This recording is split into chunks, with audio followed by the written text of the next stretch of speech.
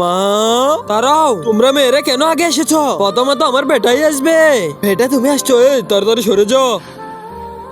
আমার রাজকুমার সবার আগে বসবে, আর তোমরা তিনজন পিছনের সিটে বসে যাও তাড়াতাড়ি। এখন তাহলে যাওয়া যাক। হ্যাঁ মা চলেন। বলো আমার রাজকুমার, তোমরা কি খাবে? আমি বার্গার খাবো মা। আর আমি মা, তোমাদের থেকে তো আমি কিছু জিজ্ঞেস করি নাই। ও দিদি ভাইয়া তো বার্গার খাচ্ছে, আমরা কি খাবো? এই সবজিগুলো তোমরাই খাবে, এই কারণে নিয়ে এসেছি তোমাদের। দিদি আরে ছোট, তাড়াতাড়ি ঘুম থেকে কেন উঠলে আর আমাকে ডাকছিস কেন? কি হয়েছে বল? ওই দেখেন মা আঙ্কেলকে আর আমাকে পাশে কেন বসিয়ে দিয়েছেন। আরে তুই মেয়ে, তুই তো বেশি দিন ঘরে থাকতে পারবি না, তাই আমি এই বুড়ের সাথে তোকে বিয়ে দিয়ে দিব। তাড়াতাড়ি তোর সংসার হয়ে যা। আর তোর ছোট বোনগুলোকে তুই একসাথে নিয়ে যাবি। আর আগে দেখবো কারা শয়তানকে হারিয়ে মা বাবাকে ভালোবাসে। যারা মা বাবাকে ভালোবাসে তারা ভিডিও দেখতে লাইক করে চ্যানেলটাকে সাবস্ক্রাইব করে দিবে। আর যারা শয়তানকে ভালোবাসে তারা লাইক সাবস্ক্রাইব করতে হবে না। আর কমেন্টে শেষে আই লাভ ইউ বাবা মা লিখে যাবে।